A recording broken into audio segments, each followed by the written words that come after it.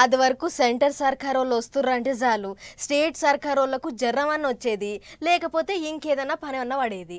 PM sir వచ్చినా రాష్ట్రపతి వచ్చినా ఎవరిలో ఒకళ్ళు మంత్రి సారే పోయేటోళ్ళు, సీఎం సార్ పోకపోయేది. కానీ ఇప్పుడు కొత్త సర్కార్ వాళ్ళు వచ్చినాక పద్ధతి మారింది. కలిసిపోతాం, కలిసికట్టుగా పని చేస్తాం అన్నట్టే నడుస్తున్నది వ్యవహారం. ఆ ముచ్చట్లు ఆ నవ్వులు చూస్తుంటే సెంటర్ సర్కార్ వాళ్ళు స్టేట్ సర్కార్ వాళ్ళు దోస్తీ గట్టిరా ఏంది అన్నట్టే అనిపించింది అనుకో రాదుర్రి. గాయన వస్తే పోతామా అన్నట్టే ఉండే పాత సర్కారు వాళ్ళు ఉన్నప్పుడు. కానీ ఇప్పుడు చూడర్రి, ప్రధానమంత్రి సార్ వస్తున్నాడని ముఖ్యమంత్రి రేవంత్ సారే మీని మోటార్ కట్టుకొని ఆదిలాబాద్ కు పోయిండు. ఆగ చూడర్రి అంటే ఒకళ్ళు పువ్వు పార్టీ వాళ్ళు, ఇంకొకళ్ళు చెయ్యి పార్టీ వాళ్ళు, నిప్పు ఉప్పు అసోంటోళ్లే. కానీ ఇద్దరు సార్లు పక్క పొంటే కూకొని నవ్వుకుంటా ముచ్చట్లు ఆడుకున్నారు. మరి ఇక ఏం జోలి నడిచిందో గాని సార్లు ఇద్దరు మస్తు సంబురంగా కనిపించారు. ఇక అటెనక మాట్లాడుకుంటా సీఎం రేవంత్ సారు పీఎం సారును మస్తు మెచ్చుకున్నాడు. हमारे हिसाब से प्रधानमंत्री का मतलब हमारे बड़े भाई के जो मदद रहे तो ही हर प्रदेश के मुख्यमंत्री उनके क्षेत्र में वो कुछ तरक्की कर सकता है, कुछ डेवलपमेंट को आगे ले सकता है. इसीलिए मेरा गुजारिश है इस वक्त तेलंगाना अगर आगे तरक्की करना है, हम भी गुजरात जैसा हम आगे जाना है तो यहाँ पर आपके मदद जरूरी है. మోదీ సారు అందరికి పెద్దన్న లెక్క అని మాట్లాడిండు సీఎం సారు. అంతేకాదు ఉత్త పుణ్యానికి సెంటర్ సర్కారోళ్లతో లడాయి పెట్టుకుంటే రాష్ట్రానికే లాస్ అవుతుంది. ఏంటికొచ్చిన కిరికిరి వచ్చినప్పుడు నవ్వుకుంటా నాలుగు ముచ్చట్లు చెప్తే ఏమైనా పోతుందా అన్నట్టే మాట్లాడిండు సారు. రాష్ట్ర కేంద్ర ప్రభుత్వాల మధ్య ఘర్షణ వాతావరణం వస్తే అంతిమంగా అది ప్రజలకే నష్టం జరుగుతుంది. రాజకీయాలు ఎన్నికల సమయంలోనే, ఎన్నికలు ముగిసిన తర్వాత విఘ్నులైన ఎన్నికైన ప్రజాప్రతినిధులు కేంద్ర సహకారంతో రాష్ట్రం యొక్క అభివృద్ధి కోసం కృషి చేయాలి తప్ప పదే పదే కేంద్ర ప్రభుత్వంతో ఘర్షణాత్మకమైన వైఖరి తీసుకుంటే రాష్ట్రం అభివృద్ధిలో వెనుకబడుతుంది. అటు మోదీ సారు కూడా తెలంగాణకు అన్ని తీర్ల అండగా ఉంటాం, ఏం తక్కువ చేయం అన్నట్టు చెప్పుకొచ్చిండు. తొలత తెలుగులో మాట్లాడి అందరితోని సప్పట్లు కొట్టించుకున్నాడు. నా తెలంగాణ కుటుంబ సభ్యులందరికీ నమస్కారాలు. ఆదిలాబాద్ లో 7,000 కోట్లు విలువ చేసే అభివృద్ధి పనులు సురువు చేసిండు పీఎం సారు. గా మీటింగులనే గిట్ల ప్రధానమంత్రి ముఖ్యమంత్రి ఇద్దరు దోస్తి గట్టినట్టే నడుచుకున్నారు. ఇక మోదీ సారును చెయ్యి పార్టీ ముఖ్యమంత్రి పెద్దన్న అని పిలిచేటాలకు పువ్వు పార్టీ వాళ్ళకు మస్తు సంబరం అవుతున్నదట. ఎప్పటికీ గిట్లనే ఉండాలి అని కోరుకుంటున్నారట. మరి ఇక పోను ఏమవుతుందో ఏమో చూడాలి. పార్టీలు లీడర్లు అన్నాక పవుతూ ఏదో కార్యం ముంగటేసుకోవాలి. అదే ఎగస్ పార్టీ వాళ్ళు అయితే తాపకోసారి ఏదో పంచాది పెట్టాలి, లేకపోతే పబ్లిక్ మర్చిపోతారన్నట్టే అవుతుంటుంది. అంత బిజీ ప్రపంచమాయే. ఇక ఇట్లనే అవుతున్నది ఇప్పుడు తెలంగాణలో. కొత్త సర్కార్ వాళ్ళు పాత సర్కార్ వాళ్ళు ఒకళ్ళ మీద ఒకళ్ళు పొట్టు ఆడిపోసుకుంటుర్రు, తాపకో కిరికిరి ఎల్ల తీస్తున్నారు. ఓ దిక్కు అటు ప్రాజెక్టుల పంచాది నడుస్తూనే ఉన్నది. ఇక ఇప్పుడు కార్ పార్టీ వాళ్ళు ఇంకో లడాయికి తయారవుతున్నారు. పట్నాల పొంటి ఖాళీ జాగాలన్నీ ఓ రేవు పొంటి చక్కబెట్టాలి, పబ్లిక్ కొనుక్కున్న ప్లాట్లు జాగాలన్నీ క్రమబద్ధీకరించాలి అని అప్పుడెప్పుడో 2020లో కారు పార్టీ వాళ్ళు ఓ జీవో తీసుకొచ్చారు. పబ్లిక్ అంతా ఎవరి జాగాలు వాళ్ళు రికార్డులకి ఎక్కించుకోవాలి అని దరఖాస్తులు పెట్టుకున్నారు. అట్లా దరఖాస్తుకు 1000 రూపాయలు, జాగకు 10,000 చొప్పున ఛార్జీలు పెట్టిర్రు. అయితే అక్కడి దాకా మంచిగానే ఉన్నది గాని ముచ్చట కోర్టుకు పోయేటాలకు మధ్యలో బ్రేకులు పడ్డాయి. మళ్ళా ఇన్నొద్దులకు గా ఎల్ఆర్ఎస్ కథ చెయ్యి పార్టీ వాళ్ళు ముంగటేసుకున్నారు. పడావు పడ్డ పని మొత్తం మళ్ళా చాలు చేయాలి అని చెప్పిర్రాట. ఇగో ఇక్కడనే వచ్చింది కారు పార్టీ వాళ్ళకు చెయ్యి పార్టీ వాళ్ళకు పంచాది. ఇక చూడర్రి మాజీ మంత్రి కేటీఆర్ సార్ ఏమంటున్నాడో. ఎల్ఆర్ఎస్ పథకానికి అప్లై చేసిన 25,44,000 మంది ఎవరైతే ఉన్నారో వారందరి తరఫున రాష్ట్ర ప్రభుత్వాన్ని కోరుతున్నాం, ఉచితంగా చేస్తామని మాట ఇచ్చిండ్రు, ఉచితంగా చేయాలి. లేకపోతే ఒక్కొక్క కుటుంబం మీద దగ్గర ₹1,00,000 పైచులకు భారం పడే ప్రమాదం ఉంది. ఉన్న జాగలేవో కొలతలు కొలిసి ఎక్కియాలి, పైసలు ఏంటికి తీసుకుంటారు అన్నట్టు మాట్లాడిండు మాజీ మంత్రి. అంతేకాదు ఆ రోజు బట్టి విక్రమార్క గారు చేసిన డిమాండ్ని నేను పునరుద్ఘాటిస్తా ఉన్నా. రిజిస్ట్రేషన్ ఆల్రెడీ అయిపోయింది, మళ్ళీ ఎల్ఆర్ఎస్ ఎందుకు కట్టాలి, అసలు ఎల్ఆర్ఎస్ కట్టకపోతే రిజిస్ట్రేషన్ ఆపే అధికారం మీకు ఎవడిచ్చిండు అనే మాట ఏదైతే అన్నారో నేను వారిని అదే గుర్తు చేస్తా ఉన్నా. ఉచితంగా రెగ్యులరైజేషన్ చేస్తామన్న ఉత్తమ్ కుమార్ రెడ్డి గారి మాటలు ఒట్టి మాటలా లేదా నిజంగా చిత్తశుద్ధితో చెప్పిన మాటలా తప్పకుండా వారు సమాధానం చెప్పాలి అనే మాట కూడా నేను డిమాండ్ చేస్తా ఉన్నా. ఓవేళ సర్కారోళ్ళు ఈనకుండా పబ్లిక్ తోని పైసలు వసూలు చేస్తేనాట లొల్లి గట్టిగానే అవుతుంది అన్నట్టు మాట్లాడిండు సారు. 6వ తారీఖు నాడు రాష్ట్ర వ్యాప్తంగా ధర్నాలు కూడా చేయబోతా ఉన్నాం. నిరసన కార్యక్రమాల్లో ఇది మొదటిది కాబోతా ఉంది. తప్పకుండా మా పార్టీ తరఫున న్యాయ పోరాటం కూడా చేస్తాం ఈ విషయంలో అని చెప్పి కూడా నేను విజ్ఞప్తి చేస్తా ఉన్నా. ఇటు చూస్తేనేమో సర్కారోళ్ళు మార్చి 31 తారీఖు కల్లా పైసలు కట్టాలి అంటున్నారట. మరి ఇక ఎగస్ పార్టీ వాళ్ళ కొట్లాట ఎట్లా నడుస్తుందో ఏమో గానీ మళ్ళా 2 పార్టీల నడమ ఈదో లడాయి గట్టిగానే నడిచేటట్టున్నది అనుకుంటారు అందరూ. అన్నిటికీ మించి ఎగస్ పార్టీ వాళ్ళకు ఈ కొట్లాటల పబ్లిక్ సపోర్ట్ ఎంతగానో దొరుకుతుందో చూడాలి. అలిగిన లీడర్లకు గులిగే లీడర్లకు పార్టీలు గాలాలేస్తున్నాయి. ఎవ్వళ్ళు మాటింటే వాళ్ళను లటుక్కున గుంజుకుంటున్నాయి. అట్లా ఇప్పటికే చాలా మంది లీడర్లు కండవాలు మార్చిర్రు. ఆయనోళ్ళ మీదనే ఆడిపోసుకున్నారు. పనిచేసిన పార్టీలనే తిట్టిపోస్తుర్రు. ఇక అట్లనే ఇప్పుడు పెద్ద మనిషి ఇంకో పెద్ద మనిషి పార్టీలో షరీకైండు. పాండ్రి ఓసారి అరసుకొని వద్దాం. ఏడికి పోయినా ఏడ మీటింగ్ పెట్టినా ఏడ మైకుల ముంగట మాట్లాడినా వాళ్ళు రావాలి వీళ్ళు రావాలి అని పిలుస్తుంటాడు. పావురం పార్టీల షరీక కావాలని ఆఫర్లు ఇస్తుంటాడు కేఏ పాల్ సారు. మరట పాల్ సారు ఎప్పుడు పిలిచిండో ఏం కబురు పంపిండో ఏమో తెలియదు కానీ పువ్వు పార్టీకి రామ్ చెప్పి పావురం పార్టీల షరీక్ అయిండు బాబు మోహన్ సారు. పాల్ సారు పావురం పార్టీ కండువాను భుజాన వేసుకున్నాడు. ఇక ఎందుకో సారే చెప్తుండే నూరి వరంగల్ టికెట్ మీకే సార్ అని పోయినసారి నా పేరు పెట్టకుండానే లిస్టులో అతను పెట్టి అప్పటికి 2 లిస్టులు వచ్చినాయి. 3వ లిస్టులో నా పేరు అనౌన్స్ చేశారు. ఎంత దుర్మార్గం అండి. ఆగనాట ఆగిస్తాం నీకే టికెట్ ఇస్తామని వరంగల్ టికెట్ ఇయ్యలేదాట. సారికి ఇవ్వకుండా ఇంకెవరికో ఇచ్చిర్రాట.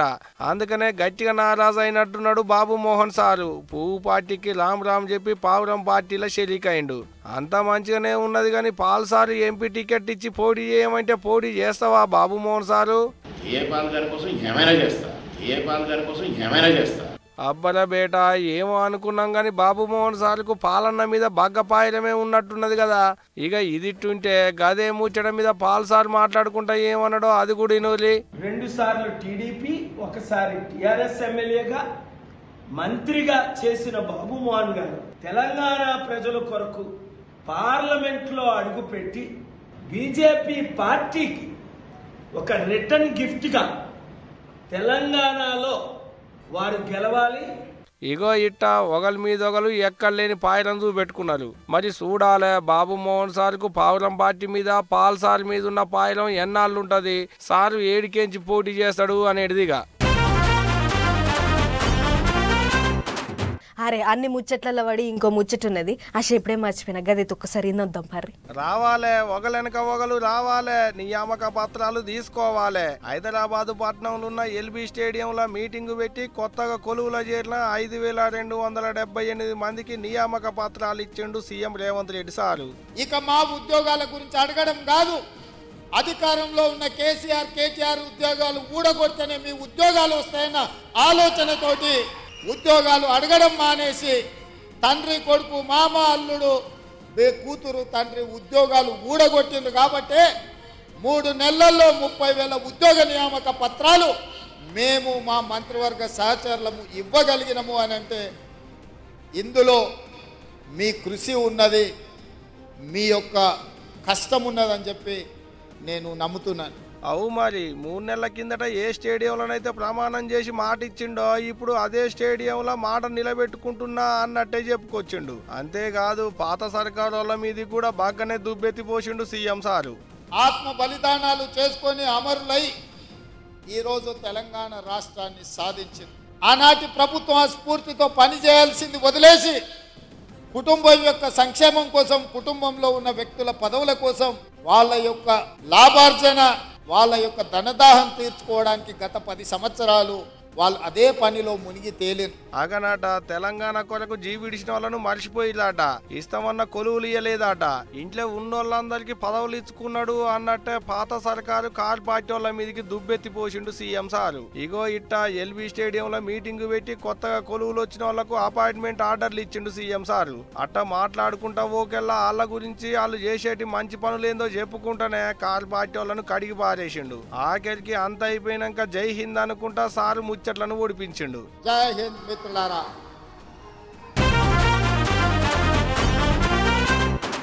సొంతిల్లు కట్టుకోవాలనేది చాలా మందికి కల. అందుకే చేసిన కష్టం ఒక్కో రూపాయి దాచి దాచి ఇల్లు కోసం కూడబెడుతుంటారు.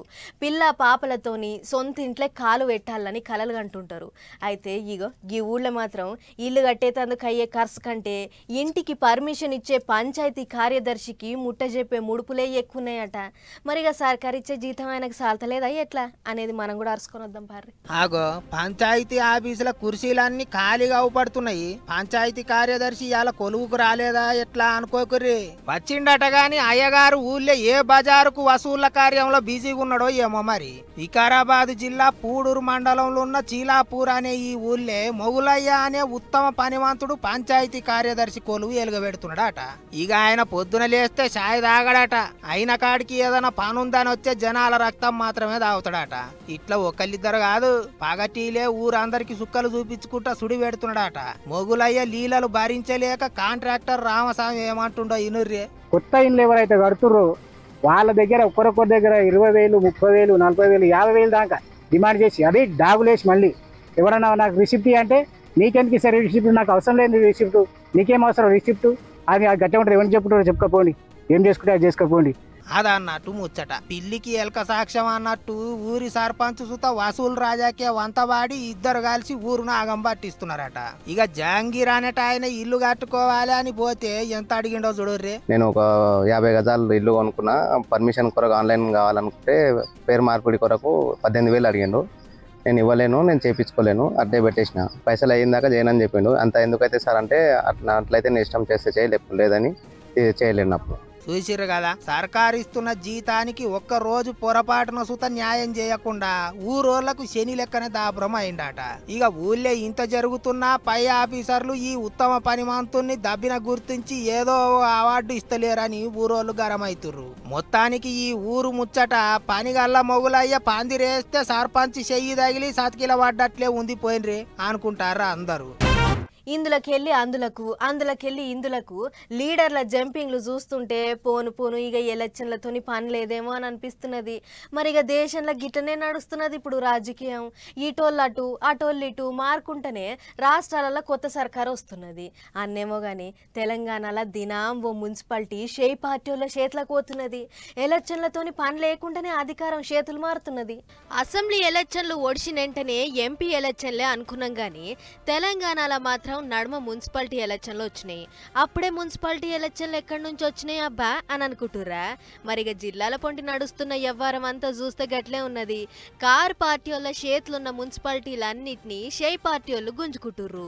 అవిశ్వాసం పెట్టాలే, హాట్ పూట్ అనాలే, పాత చైర్మన్ ను గద్దె దించాలే, కొత్త చైర్మన్ ను గద్దెనెక్కియాలే. గిట్లనే అవుతున్నది అన్ని జాగల్లా.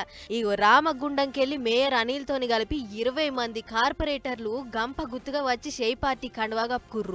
ఇన్నొద్దులు కార్ పార్టీ చేతులున్న రామగుండం కార్పొరేషన్ ఇప్పుడు షేయ్ పార్టీ వాళ్ళ చేతులకు వచ్చింది. కొమరంభీం ఆసిఫాబాద్ జిల్లాల కూడా సీటు గుంజుకునే ఎగిరం చేసిర్రు గాని అట్లిట్లా కార్ పార్టీ వాళ్ళే సీటు నిలబెట్టుకుర్రు. ఉమ్మడి నల్గొండ జిల్లాలో ఇప్పటికే 4 మున్సిపాలిటీలు షేయ్ పార్టీ వాళ్ళ చేతులకు పోయినాయి. ఇక ఇప్పుడు మోత్కూరు మున్సిపాలిటీ కూడా అటే పోయింది. ఈ దుర్గాలి కాగితాలు కొట్టుకుపోయినట్టు అధికారం ఎవళ్ళ చేతులుంటే వాళ్ళ దిక్కే ఉంటాం, వాళ్ళ పాటనే వాడతాం అన్నట్టు చేస్తుర్రు కార్పొరేటర్లు, కౌన్సిలర్లు. చూస్తుంటే పోను రాష్ట్రం అంతా మున్సిపాలిటీలన్నీ షేయ్ పార్టీ వాళ్ళ చేతులకే పోయేటట్టున్నాయని అనుకుంటుర్రు అందరూ. కార్ పార్టీ వాళ్ళు ఉండంగానే ఇండ్లు లేని పేదోళ్లకు పంచిపెట్టనీకే ప్రతి జిల్లాలో డబుల్ బెడ్రూమ్ ఇళ్లు కట్టించారు. ఎలక్షన్ల ముంగట అన్ని జిల్లాలు ఇండ్లు వంచుతామన్నారు కానీ కొన్ని జాగాల వంచిర్రు, ఇంకొన్ని జాగాల వంచలేదు.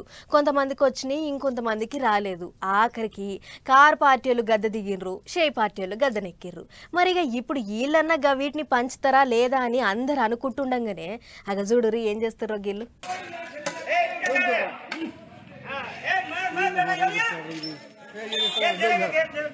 వచ్చొచ్చే పాయ అన్నట్టే చేసిర్రు. కాగితాల మీద పేర్లు రాసిర్రు. అటంక కాగితాల మీద ఉన్న కొన్ని పేర్లు కొట్టేసిర్రు. ఇగిన్ని పేర్లు దిద్దిర్రు. ఆఖరికి ఏయ్యా సర్కారు వాళ్ళు ఇచ్చేటి డబల్ బెడ్రూమ్ ఇండ్లు అంటే వస్తున్నా పోతున్నా ఓ రామశిలక అన్నట్టే చేసిర్రు పాత సర్కారు వాళ్ళు. కట్టినీళ్ళు కట్టినట్టే కట్టిన పోయి లెక్కనే యాడి అనే పడున్నాయి. కనిపించినోడు కాటికి పోయినాక కట్టుకున్నోనికి వచ్చింది కష్టం అంతా అన్నట్టు ముగ్గులు పోసి పిల్లర్లేసి దిమ్మెలు కట్టి బంగ్లాలు కట్టిన కారు పార్టీ వాళ్ళు నిమ్మలంగానే ఉన్నారు. కానీ ఇప్పుడు అధికారంలోకి వచ్చిన షెయి పార్టీ వాళ్లకు కొత్త కోడలు ఎత్తిన పెట్టిన సద్దిగంప లెక్కనే అయింది. పోయినోడు పోయిండు ఉన్నోళ్ళన్న ఇండ్లు ఇల్లి అనుకుంటా ఊరంతా పోయి ఖమ్మం జిల్లా కూసుమంచి మండలంలో ఉన్న ఎర్రగడ్డ తండాల కట్టిన డబల్ బెడ్రూమ్ ఇండ్ల మీద పడ్డారు. ఈ ఇల్లు నాకు ఆ ఇల్లు నీకు అన్నట్టే తలో ఇల్లు పంచుకున్నారు. ఇండ్లల్లా జొరబడ్డారు.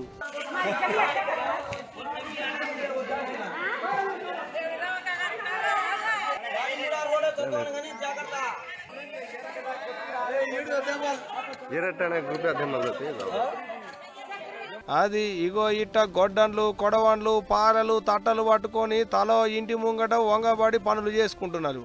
ఇండ్ల ముంగటున్న చెదారాన్ని లేకుండా చేసుకుంటున్నారు. కంప చెట్లను నరుక్కుంటున్నారు. గడ్డి పోసలేమన్నా ఇంటి ముంగట ఉంటే ఇట్ట పారలతోని చెక్కుకుంటున్నారు. ఇక ఇయ్యాల రేపు జరంతా తిప్పలవాడి తేటగా చేసుకుంటే ఎల్లుండి మంచి రోజు చూసుకొని ఇంట్లోకి పోయి పాలు వంగియాలే అనుకుంటున్నా కావచ్చు. మరి అంత మంచిగానే ఉన్నది కానీ అటంక అంత తేటగా చేసినాక ఎవరొచ్చి అడ్డం తిరుగుతారో చూసుకోరే అన్నలు అనుకుంటూ అడగి ముచ్చటలకైనాక చుట్టుముట్టు ఊళ్ళో ఉండేటి పబ్లిక్ చూడాలి మరి ఎట్టుంటుందో. ఇక కళ్యాణ లక్ష్మి పథకం కింద అప్పట్ల సర్కారోళ్ళు ఆడపిల్ల పెళ్లికి ₹1,00,000 సాయం చేసిర్రు. పెళ్లి పిల్ల తల్లికి చెక్కులు ఇచ్చిర్రు. పిల్లకు పెళ్లి చేయలేని అయ్యవ్వలకు సాయం అయిద్దని ఇసొంటి ఉపాయం చేసిర్రు సర్కారోళ్ళు. అటెంక పిల్లకు కాన్పైతే ఆడపిల్ల పుడితే కేసీఆర్ కిట్ అని ఇచ్చి ఆడపిల్ల పుడితే ఇంత సాయం కూడా చేసిర్రు. సర్కారోళ్ళే కాదు ఇప్పుడు మామూలు మనిషి కూడా అసొంటిదే ఓ పథకం పెట్టిండట. చూడురు మీరే. ఆడపిల్ల పుట్టిందని బాధపడేటోళ్ళు కన్నీళ్లు పెట్టుకునేటోళ్ళు ఆడపిల్లకు పెళ్లి చేయలేక తిప్పల పడేటోళ్లకు ఆపదిలో సోపతికి నేనున్నా అన్నట్టే అప్పట్లో తెలంగాణ కార్ పార్టీ సర్కారోళ్ళు తీరు పథకాలు పెట్టిర్రు. ఒక్క సర్కారోళ్లే కాదు నేను కూడా నాకు దోష సాయం చేస్తా అని కరీంనగర్ జిల్లా తిమ్మాపూర్ మండలంలో వైస్ ఎంపీపీ లేగాల వీరారెడ్డి అన్న కూడా మహాలక్ష్మి పథకాన్ని సాల్వ్ చేసిండు. ఊళ్ళో ఎవరికి ఆడపిల్ల పుట్టినా బుడ్డ పిల్ల పేరు మీద ₹5,016 ఫిక్స్డ్ డిపాజిట్ చేస్తారట. అట్టగా పథకం కింద తోల్తా సొంతూరు రేణిగుంట ఊళ్ళే ఏం తక్కువ 30 మంది దాకా ఇగో ఇట్టా చెక్కుల పంపిణీ చేసిండు వీరారెడ్డి అన్న. ప్రతి ఆడపిల్ల పుట్టిన కుటుంబానికి ₹5,116 జమ ఫిక్స్డ్ చేసి అలా పెళ్లి వరకు తీయకుండా చేయాలనే ఆలోచన వచ్చింది. దాదాపు 28 నుంచి 30 మంది ఆడపిల్లలు పుట్టడం జరిగింది. వాళ్ళందరికీ ఈ రోజు చెక్కుల రూపకంగా ఫిక్స్డ్ డిపాజిట్ రూపకంగా ఇవ్వడం జరిగింది.